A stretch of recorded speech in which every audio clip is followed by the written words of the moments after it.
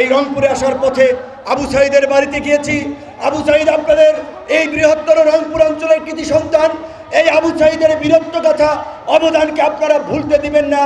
আবু সাঈদের নামে যেন এখানে বিভিন্ন প্রতিষ্ঠান হয়, মানুষের বিশেষ করে তরুণদেরকে এই গণ অধিকার পরিষদের এই যে সামনে দেখতে পাচ্ছেন রংপুর অঞ্চলের তরুণরা ছাত্র অধিকার, যুব অধিকার, গণ অধিকারে অসংখ্য রংপুর অঞ্চলের তরুণরা নেতৃত্ব দিচ্ছে। কাজে আপনারা ওই যে যারা আপনাদের সাথে ধোঁকাবাজি করে জনগণের কাছে ভোট ভিক্ষা করে, গরিব দুঃখী মেহনতি মানুষের বন্ধু হবার কথা বলে ভোট নিয়ে এমপি মন্ত্রী হয়ে সিঙ্গাপুর চলে গিয়েছে, আপনার যুক্তরাজ্য মালয়েশিয়াতে সেকেন্ড হোম করেছে, তাদের ছেলে মেয়েকে উন্নত স্কুলে পড়িয়েছে, কিন্তু এই অঞ্চলের মানুষের ভাগ্যের উন্নয়ন করে নাই।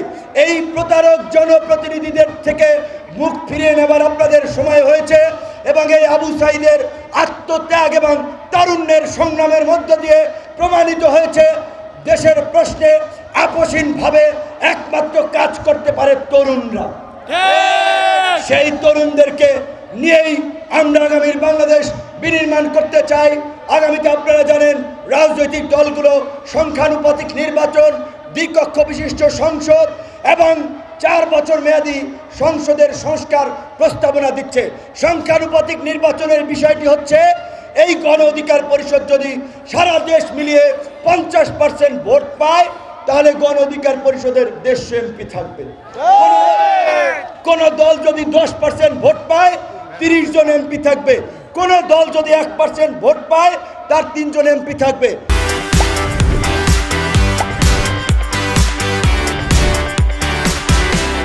তাহলে আপনারা কি চান না এরকম একটা সুন্দর পদ্ধতিতে নির্বাচন হোক? এই সংখ্যানুপাতিক নির্বাচনই একমাত্র রাজনীতিতে একটা ভারসাম্য আনতে পারে। আগামীতে স্বৈরাচারী হওয়া থেকে কোনো সরকারকে ঠেকাতে পারে, ফ্যাসিবাদী ব্যবস্থা যেন গড়ে না উঠে, সেজন্য আপনাদেরকে এখন থেকেই রাষ্ট্র এবং রাজনীতির ব্যবস্থা কি হবে সেটি নিয়ে আলোচনা করতে হবে, মানুষের মাঝে সচেতনতা তৈরি করতে হবে।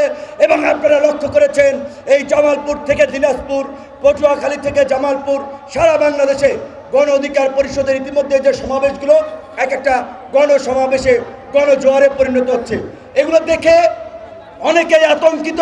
তারা ভাবছে গণ অধিকার পরিষদ উত্থানে তাদের অবস্থান শঙ্কিত।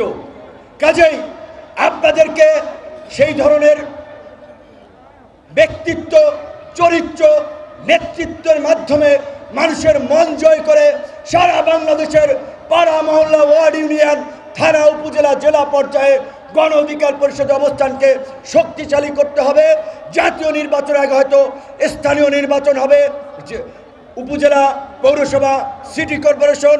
আগামীর প্রত্যেকটি নির্বাচনে গণ অধিকার পরিষদের জন্য প্রতিনিধিরা বিজয়ী হতে পারে, জনগণের কাছে যাবেন, জনগণকে নিয়ে কাজ করবেন, জনগণের প্রতি দায়বদ্ধ থাকবেন।